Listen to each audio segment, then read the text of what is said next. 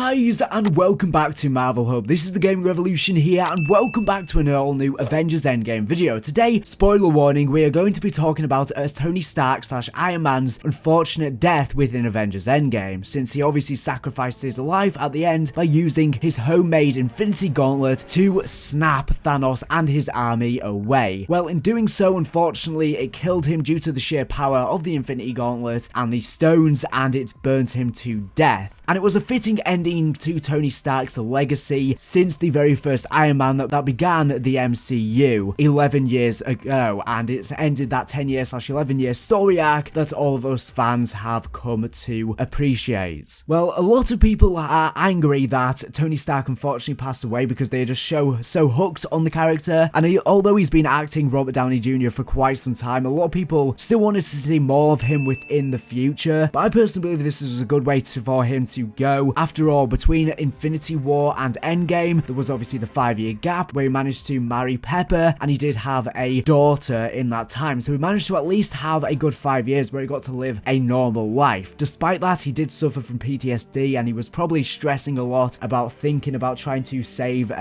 all these snapped ones during that 5 years, so although he did get to live a normal life, that would have still been uneasy on his brain, but at least within the Endgame ending, it allows him to finally rest and finally be at peace within his head, because no matter what, there's always going to be bad guys coming, and him sacrificing his life for the greater good was a good way for him to finally be at peace in his mind as he did his best. Well, anyways, an article came out the other day from WeGotThisDiscovered.com that I want to go through today because I think it's important, and I will leave a link to it down in this video's description if you want to go ahead and check it out. And it talks about Robert Downey Jr. himself, since he's been acting for a while as Iron Man, obviously, and this was a good time for him to leave. However, co-director Anthony Russo came out and said the other day that he had mixed emotions, Robert Downey Jr. did, about how his story concluded. So he said the following: "We did pitch Robert his arc because he kicked off the entire MCU. The Tony Stark arc is the longest and perhaps fullest in the MCU. Once we decided we wanted this kind of ending for the character, we certainly wanted to make sure Robert was comfortable with it just because of his enormous contribution to the MCU. We did pitch it out, we went over to meet with him, and we pitched it out to him." So according to Russo, Downey was a little divided about his character's sad fate, but ultimately accepted Tony's demise. "A lot of actors are not opinionated about what we do. They like the fact we are sort of in control of these stories, and we are driving where they should go, and we have a vision for where they should go, and they should trust in that." I think Downey may have had mixed emotions about thinking about where Tony Stark ends up in Endgame, but I think at the end of the day, he totally accepts it. So it seems like initially when Robert Downey Jr. was presented the idea of this being the end of his story arc within the MCU and him dying, that he had mixed emotions about it, and he didn't initially believe in the idea, and he thought that he should be alive longer. So I guess this was the end of his contract too, but I guess it was going to be renewed at some point. I believe that if, they did have a different script and he did manage to survive within the movie, I think Robert Downey Jr. would have been down to continue his role as Iron Man, to be honest. Even though it was so fitting for the movie, I do think he would have,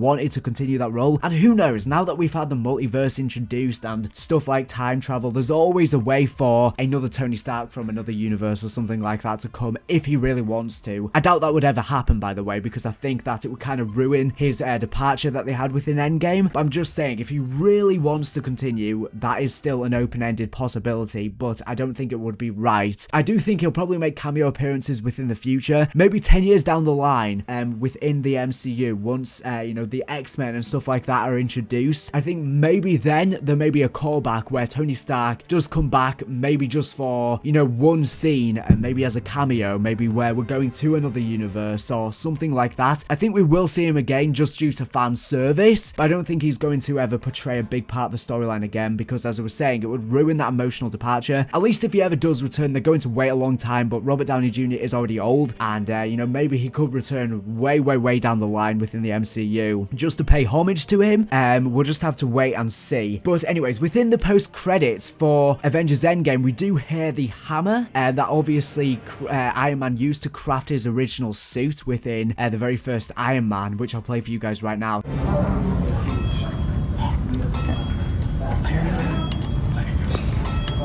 So that was a bit of a callback to the very first Iron Man, but I believe, you know, Robert Downey Jr. would have been down to play the role for longer. That's how I interpret this. He had mixed emotions, however, he did come to totally accept it in the end, and he definitely thought that this was the right thing. But I think when he initially heard this, you know, he would have liked him surviving. But let me know what you think of this down in the comment section down below. I do think this was the right way to close him out, but it would have been nice for them to survive, and then he could, you know, go back to his family, his daughter, and also his wife, and finally be able to live with no PTSD and all of that, because he was constantly stressing before, ever since Age of Ultron, about a greater threat and stuff like that, and that was obviously Thanos. So I'm sure he couldn't stop worrying about it ever since he got married. He was still probably uneasy. But anyways, thank you for watching the video. Make sure to subscribe if you're not here for latest and greatest Marvel news and information. So anyways, thank you for watching, and bye.